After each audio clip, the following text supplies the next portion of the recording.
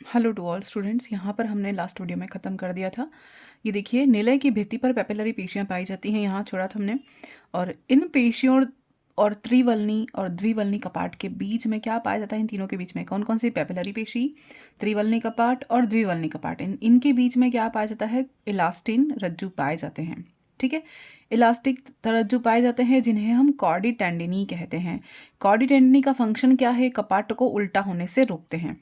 ठीक है, opposite direction में जाने से रोकते हैं कॉर्डी टेंडिनी। ये अब हृदय के समस्त कपाट एक ही दिशा में काम करते हैं। हृदय के जितने भी कपाट हैं वो एक ही डायरेक्शन में काम करेंगे।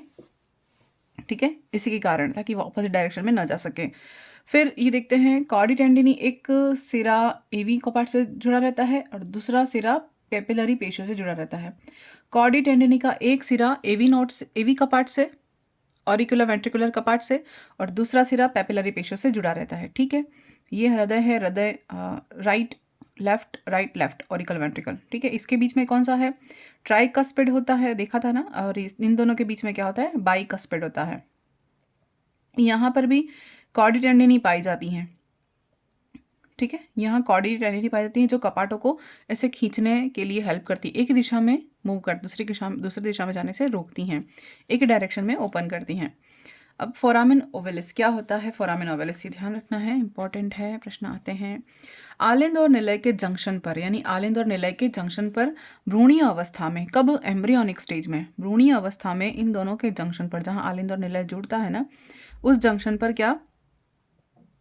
फोरामेन ओवेलिस पाया जाता है, भ्रूणीय अवस्था में पाया जाता है। जब धीरे धीरे ग्रो करता है मानव, जो है भ्रूण, वो ग्रो करेगा, उसके बाद वो धीरे धीरे बंद हो जाता है ना। तो दाएं बाएं आलिंद के बीच में कम्युनिकेशन के लिए होता है, लेकिन जन्म के बाद यह धीरे धीरे फोसा ओवेलिस में बदल जाता है। फोरामेन ओवेलिस किस में बदल जाता है? फोसा ओवेलिस में बदल जाता है, यानी बंद हो जाता है धीरे धीरे। अगर किन्हीं बच्चों में जन्म के बाद ये बंद न हो, है ना, तो ऐसे पेशेंट को क्या कहते हैं? फोरामेन ओवेलिस कहते हैं। ये एक तरह की डिजीज हो जाती है फोरामेन ओवेलिस। इसे हृदय में छिद्र का पाया जाना कहते हैं ना, वो छिद्र यही होता है कि वो जब वयस्क हो जाते हैं तब भी ये बंद नहीं होता, वो ऐसा ही रहता है। तो उसका ये डिजीज होती है। जैसे कि ये भ्रूणीय अवस्था में दोनों आलिंद के मध्य छिद्र होता है, जिसे फोरामेन ओवेलिस कहते हैं। जन्म के पूर्व यह बंद हो जाता है, जन्म के पूर्व यह बंद हो जाता है, जिसे फोसा ओवेलिस कहते हैं ना। जन्म के बाद भी अगर बंद न हो तो इस अवस्था को पेटेंट फोरामेन ओवेलिस कहते हैं। क्या कहते हैं? Patent foramen ovalis. अब यहाँ देखते हैं साइनोसिस। साइनोसिस क्या होता है? जब शुद्ध और अशुद्ध रक्त मिल जाए तो रोगी की मृत्यु हो जाती है, क्योंकि अगर यही अवस्था है ना, पेटेंट फोरामेन ओवेलिस, इस अवस्था में क्या होगा? ब्लड और इम्प्योर ब्लड मिक्स हो जाएगा, है ना, शुद्ध और अशुद्ध, तो रोगी की मृत्यु हो जाएगी। दाएं निलय से ये इसके बारे में बात की गई थी।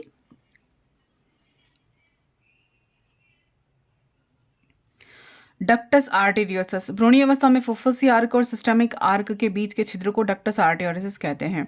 जन्म के पूर्व यह बंद हो जाता है, इसे लेगामेंट आर्टेरियोसस कहते हैं। जन्म के बाद भी बंद न हो तो पेटेंट डक्टस आर्टेरियोसस कहते हैं। ये दूसरा डिजीज है। ठीक है, कहाँ कहाँ छिद्र है? ये फुफ्फुसी आर्क और सिस्टमिक महाधमनी के बीच में जो छिद्र है वो डक्टस आर्टेरियोसस कहा जाता है। जन्म के पूर्व यह बंद हो जाता है और लिगामेंट आर्टेरियोसस कहते हैं। अगर बंद न हो तो इसे पेटेंट डक्टस आर्टेरियोसस कहते हैं। ठीक है, ये साइनोसिस हो गया, जब दोनों मिल जाता है। ये सारे डिजीज हैं। अब दाएं निलय से अशुद्ध रक्त को फुफ्फुसी धमनी शुद्धिकरण के लिए फेफड़ों में ले जाती है। इस धमनी से संबंधित 3 अर्धचंद्राकार कपाट पाए जाते हैं। 3 अर्धचंद्राकार कपाट पाए जाते हैं। कौन? दाएं निलय से, ये है ना, दाएं निलय से अशुद्ध रक्त को, ये दाएं है, लेफ्ट, ये सॉरी, ये राइट, ये लेफ्ट, ये राइट, ये लेफ्ट, तो राइट वेंट्रिकल, ये है राइट वेंट्रिकल। यहाँ से अशुद्ध रक्त कहाँ जाएगा? फुफ्फुसीय धमनी में जाएगा, पल्मोनरी वेन में आर्टरी में जाएगा। पल्मोनरी वेन में कहाँ ले जाती है? ये ब्लड को लंग्स में ले जाती है। क्यों ले जाती है? ये प्योर करने के लिए ले जाती है, रक्त को शुद्धिकरण, या हम कहेंगे प्योर मतलब शुद्धिकरण नहीं, ऑक्सीजन देने के लिए, है ना, ऑक्सीनेटेड ब्लड बनाने के लिए ले जाती हैं। तो इसके लिए क्या यहाँ पर 3 अर्धचंद्राकार कपाट पाए जाते हैं।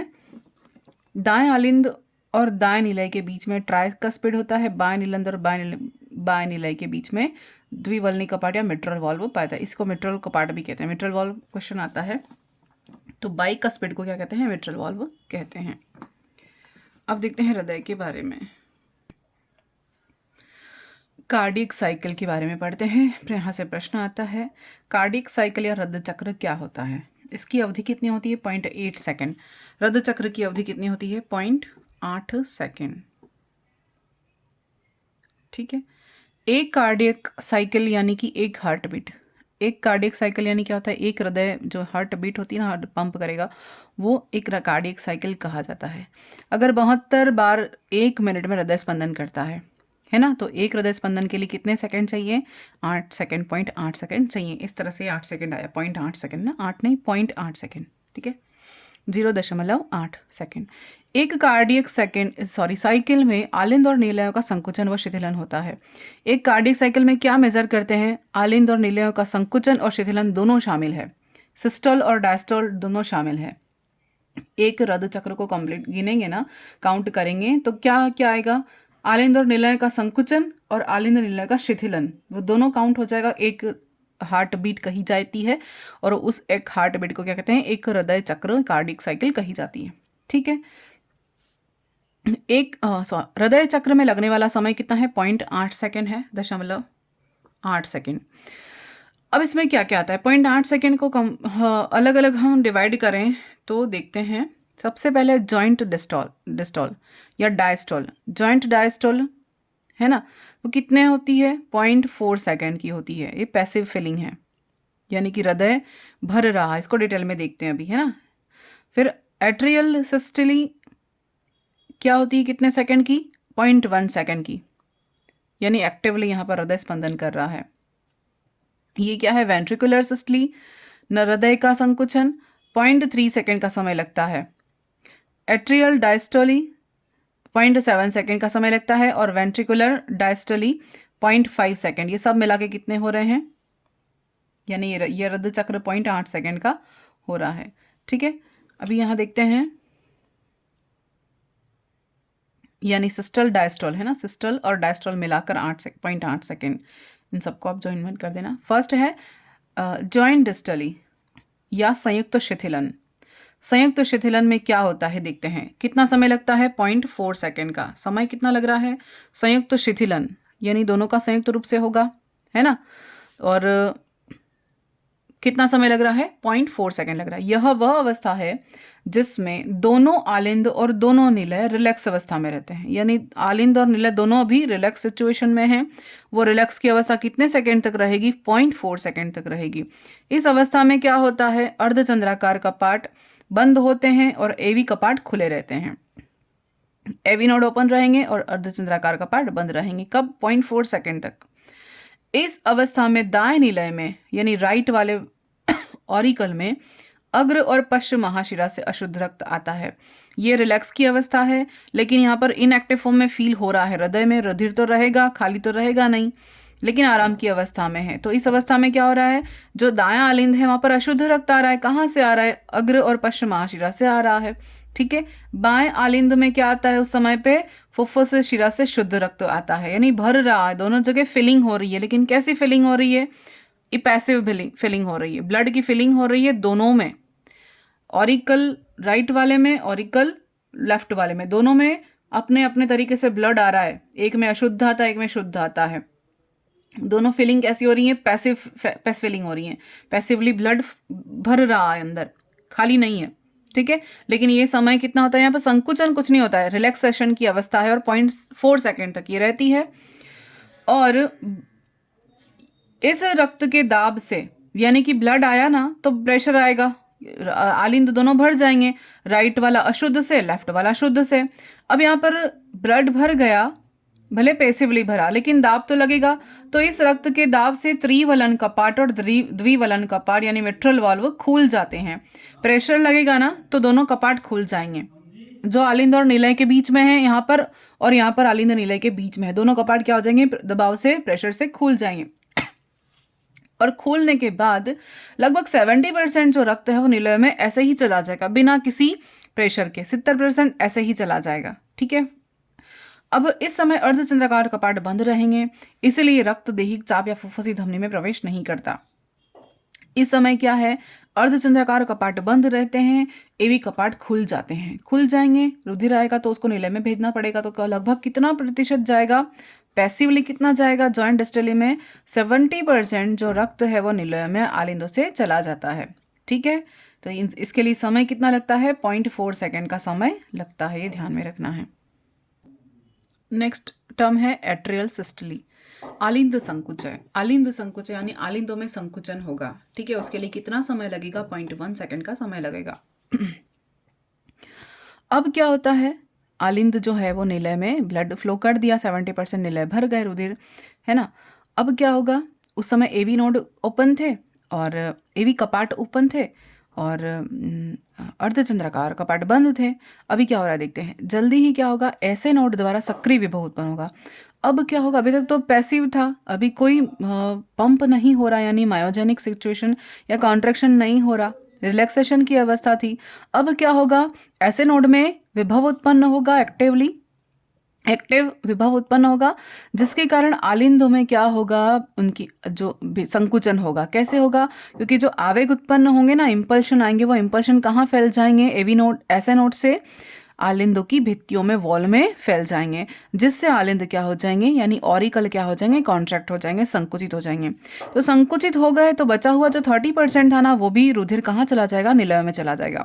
अभी तक तो पैसिवली वो प्रेशर के कारण कहाँ जा रहे थे? 70% निलय में रुधिर चला गया, ब्लड चला गया, है ना। लेकिन अब क्या होगा? अब आवेग के कारण, इम्पल्शन के कारण कॉन्ट्रैक्शन हुआ और उस कॉन्ट्रैक्शन के कारण जो बचा हुआ 30% ब्लड था वो कहाँ चला जाएगा? निलय में या वेंट्रिकल में चला जाएगा।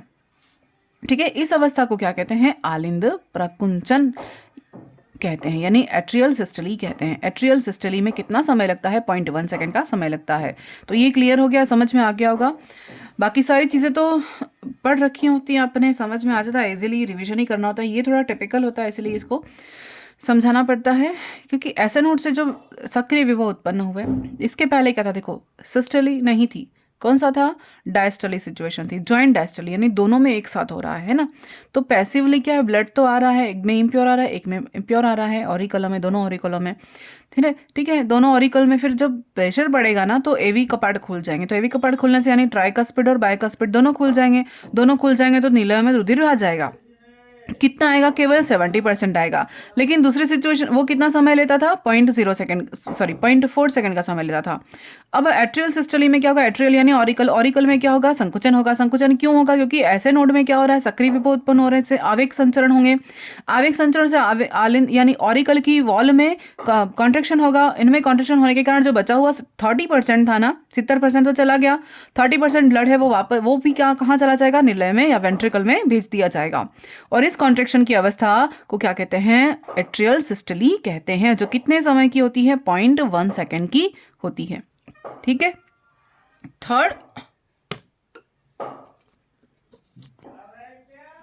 थर्ड फेज क्या है? निलय प्रकुंचन, इसको क्या कहते हैं? वेंट्रिकुलर सिस्टली कहते हैं। वेंट्रिकुलर सिस्टली में क्या होता है? ये कितने सेकंड की होती है? 0.3 सेकंड की होती है। देखिए, अब ये जो आवेग है ना, वो ऐसे नोड से कहाँ जाएंगे? एवी नोड में जाएंगे, है ना। ऐसे नोड से कहाँ गए? आवेग एवी नोड में जाएंगे, यानी कि आलिंद में संकुचन हो गया। अब कहाँ होगा? अब निलय में संकुचन होगा या सिस्टल या प्रकुंचन होगा। आवेग कहाँ जा रहे हैं? ऐसे नोड से एवी नोड पर जा रहे हैं। यहाँ से यह आवेग एवी नोड पर या एवी बंडल पर एवी नोड से एवी बंडल पर पहुंचे। एवी बंडल से फिर कहाँ गए? ये हिस के पेशी समूह में, यानी जो हिस के बंडल थे ना, वहां पर आवेग गए। ठीक है, और ये हिस के बंडल क्या करेंगे? निलय की जो पेशियों होती, निलय की जो वॉल है, वेंट्रिकल की वॉल है, वहां पर आवेग को फैला देंगी। इसको आवेग को फैला देने से क्या होगा? वेंट्रिकल की जो वॉल है वो भी कॉन्ट्रैक्ट हो जाएगी। तो वेंट्रिकल की वॉल कॉन्ट्रैक्ट हो जाएगी, तो इस प्रोसेस को क्या कहते हैं? वेंट्रिकुलर सिस्टली कहते हैं। और ये वेंट्रिकुलर सिस्टली कितने समय की होती है? 0.3 सेकेंड की होती है। ठीक है, तो अभी तक हमने 3 यहाँ पर पैटर्न देख लिए हैं। सबसे पहले जॉइंट सिस्टली, सेकेंड है auricular systole, joint diastole, auricular systole, और थर्ड है वेंट्रिकुलर सिस्टली। ये 3 प्रोसेस यहाँ पर हो गई। अब यहाँ पर देखिए, निलय प्रकुंचन, यानी ये जो हो रहा है ना वेंट्रिकुलर सिस्टली, उसमें 3 सेकंड के साथ साथ होता क्या है? यहाँ पर आलिंदों का भी शिथिलन होता है, यानी ये जो निलय प्रकुंचन हो रहा है और उस टाइम पे क्या होगा, ये तो संकुचित होंगे निलय, यानी वेंट्रिकल संकुचित हो रहे हैं, तो आलिंद क्या हो रहे हैं, वो फैल जाएंगे, वो रिलैक्स की सिचुएशन में आ जाएंगे। तो ऑरिकल क्या है, ऑरिकुलर और शिथिलन की सिचुएशन में आ जाएंगे, और उसके लिए कितना समय लगता है, 0.7 सेकेंड का समय लगता है। ठीक है, तो ऑरिकल जब रिलैक्स हो जाएंगे और उसके बाद धीरे धीरे जो है ना निलय प्रकुंचन हुआ था, ये भी फिर क्या हो जाएगा, ये भी रिलैक्स की सिचुएशन में आ जाएगा। ठीक है, इसके लिए कितना समय लगेगा, 0.5 सेकेंड का समय लगता है। यानी निलय प्रकुंचन के कारण निलय में दबाव बढ़ेगा। इसके बाद हो क्या रहा है यहाँ, इसके बाद देखते हैं निलय प्रकुंचन के बाद हो क्या रहा है, इस नोट को बाद में देखना। ये निलय प्रकुंचन के कारण क्या हो रहा था, निलय में दाब बढ़ा, है ना, निलय में क्या हुआ, संकुचन हुआ, इसके कारण कॉन्ट्रैक्शन हुआ। तो कॉन्ट्रैक्शन होने से किस पर दाब पड़ेगा, निलय पर दाब पड़ेगा, निलय की वॉल पर दाब पड़ेगा, क्योंकि ये निलय की भित्तियां या वेंट्रिकल वॉल जो होती हैं वो ऑरिकल वॉल की अपेक्षा मोटी होती हैं, क्योंकि इसको ज़्यादा कॉन्ट्रैक्शन करना पड़ता है, ज़्यादा प्रेशर लेना पड़ता है इसीलिए, है ना। तो यहाँ पर त्रिवलन यानी कि ट्राइकस्पिड और बाइकस्पिड दोनों कपाट क्या हो जाते हैं, बंद हो जाते हैं, क्योंकि रुधिर के उल्टे प्रवाह को रोकते हैं। अभी यहाँ पर दाब पड़ेगा ना, तो क्या होगा कि रुधिर वापस उल्टा जाने की कोशिश करेगा, क्योंकि प्रेशर पड़ेगा निलय पर, वापस ऑरिकल में ना चला जाए, उसके लिए क्या हो जाएंगे, बाइकस्पिड और ट्राइकस्पिड दोनों क्या हो जाएंगे, बंद हो जाएंगे। बाइकस्पिड ट्राइकस्पिड बंद हो गए तो अब वेंट्रिकल से ब्लड कहाँ जाएगा, आगे की ओर फ्लो करेगा।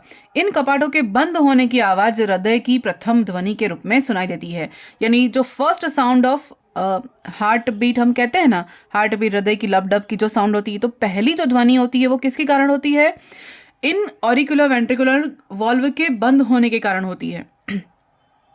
ठीक है, ये कपाट बंद हो यानी कि कौन सी साउंड होती है, लब की साउंड होती है। ठीक है, इन कपाटों के बंद होने की जो पहली ध्वनि है हृदय की प्रथम ध्वनि के रूप में सुनाई देती है, जिन्हें लब साउंड कहते हैं। ठीक है, ये क्वेश्चन भी आता है कि लब साउंड कब आता है, डब का साउंड कब आता है। तो कब आता है लब का साउंड, कब आता है, जब ऑरिकुलर वेंट्रिकुलर कपाट, ये एवी नोड और एवी कपाट जो यानी कि ट्राइकस्पिड और बाइकस्पिड बंद हो जाते हैं ना, तब ये साउंड आता है। ये कब आएंगे, क्यों बंद होंगे, क्योंकि निलय में प्रेशर बढ़ जाएगा, निलय में या वेंट्रिकल में बहुत सारा रुधिर है, तो वो रुधिर का उल्टा प्रवाह न हो, उल्टे प्रवाह को रोकने के लिए वो बंद हो जाएंगे, और जब बंद होने की आवाज़ आएगी वो कौन सी होगी, लब की आवाज़ होगी। ठीक है, तो हृदय की पहली ध्वनि कौन सी होती है, लब, और दूसरी ध्वनि कौन सी होगी, डब होगी। अभी देखेंगे आगे। इतना सबको क्लियर है। निलय संकुचन का प्रारंभ, अब देखते हैं ये कॉन्ट्रैक्शन का प्रारंभ कैसे होता है, और यहाँ से तो ब्लड आगे जाएगा ना, आगे भेजना है, तो ये कॉन्ट्रैक्शन होता है। तो ये जो प्रेशर होता है, दाब होता है, उसके निलय में बढ़ने के कारण अर्धचंद्राकार कपाट खुल जाते हैं। तो अभी तक तो क्या था, यहाँ देखा था अपन ने कि जो अर्धचंद्राकार कपाट थे वो बंद थे जॉइंट डायस्टली में, है ना। तो निलय पर तो क्या हो रहा है, प्रेशर आ रहा है, प्रेशर के कारण ये उल्टा ना चला जाए रुधिर, उसके लिए कपाट भी बंद हो गए। अब निलय कुछ नहीं कर सकता, अब तो बाहर जाने का रास्ता नहीं है, तो अब क्या होगा, इस पर दाब पड़ेगा। दाब बढ़ने से क्या होगा, ये जो सेमी सर्कुलर जो कपाट थे ना, अर्धचंद्राकार कपाट, 3 कपाट थे, वो खुल जाएंगे। तो ब्लड कहाँ जाएगा, रक्त दाएं निलय से पल्मोनरी धमनी में या आर्टरी में चला जाता है। कहाँ जाएगा, रक्त कहाँ जाएगा, राइट वेंट्रिकल से कहाँ जाएगा, क्योंकि राइट वेंट्रिकल में कैसा ब्लड है, इम्प्योर ब्लड है ना। हमारा हृदय का जो दायां भाग है, राइट वाला पार्ट है, जिस हाथ से हम खाना खाते हैं, वो राइट वाला पोर्शन कहलाता है। तो राइट पोर्शन यानी हृदय का राइट पोर्शन इमेजिन कर सकते हैं, राइट पोर्शन में हमेशा इम्प्योर ब्लड आता है और लेफ्ट पोर्शन में हमेशा प्योर ब्लड आता है, ध्यान रखना है। ठीक है, तो यहाँ तक हमने देखा था। अब दाब के वेंट्रिकल में बढ़ने से क्या होगा, अर्धचंद्राकार कपाट खुल जाएंगे, यानी सेमी सर्कुलर जो वॉल्व हैं वो खुल जाएंगे, और रक्त दाएं निलय से पल्मोनरी धमनी में चला जाएगा। ठीक है, तो नहीं राइट वेंट्रिकल से तो इम्प्योर ब्लड आएगा, है ना, तो कहाँ चला जाएगा, पल्मोनरी आर्टरी में चला जाएगा। और लेफ्ट वेंट्रिकल से कहाँ जाएगा ब्लड, लेफ्ट वेंट्रिकल में कौन सा ब्लड होता है, प्योर होता है, सबको पता है ना। तो ये कहाँ जाएगा, कैरोटिड आर्टरी आर्क में चला जाएगा, देहिक चाप में चला जाएगा। ठीक है, अब इस प्रकार निलयों में दाब कम हो जाएगा, क्योंकि ब्लड निकल गया निलय से, दोनों अलग अलग, शुद्ध वाला देहिक चाप में चला गया, अशुद्ध वाला पल्मोनरी आर्टरी में चला गया। ठीक है, अब निलय रिलैक्स हो जाएगा, शिथिल हो जाएंगे, दोनों वेंट्रिकल क्या हो जाएंगे, रिलैक्स हो जाएंगे, क्योंकि रुधिर को भेज दिया तो खाली हो गए, तो अभी रिलैक्स हैं। तो निलय के शिथिलन को हम क्या कहते हैं, निलयी अनुशिथिलन कहते हैं। जब रिलैक्स हो गया ना, तब ये सिचुएशन क्या कही जाएगी, वेंट्रिकुलर डिस्टली कही जाएगी। और ये कितने सेकंड की होती है, 0.5 सेकंड की होती है। वेंट्रिकुलर डिस्टली कितने सेकंड की है, 0.5 सेकंड की है। यानी टोटल अगर हम देखें तो वेंट्रिकुलर का सिस्टली और डायस्टली दोनों 0.8 सेकंड, और ऑरिकल का सिस्टली और डायस्टली दोनों कितना है, 0.8 सेकंड का होता है। तो इसलिए हम इसको मेजर करते हैं। तो ये पूरा है कार्डियक साइकिल। अब रक्त कहीं पीछे की ओर ना आ जाए, इसके लिए अर्धचंद्राकार कपाट तुरंत फिर बंद भी हो जाते हैं, ताकि ब्लड वापस पीछे की ओर ना आए। ठीक है। अब सेमी सर्कुलर जो वॉल्व है, उनके बंद होने की जो आवाज, अब अर्धचंद्राकार कपाट बंद हुए ना, तो एक फिर साउंड आएगा। तो वो सेकंड साउंड क्या कहा जाएगा, डब का साउंड कहा जाएगा। कौन सा साउंड, डब का साउंड कहा जाएगा। तो पहला साउंड लब का है, जो कब होगा, जब एवी नोड और कौन से नोड हैं दोनों, ऑरिकुलर वेंट्रिकुलर नोड कपाट जो है ना,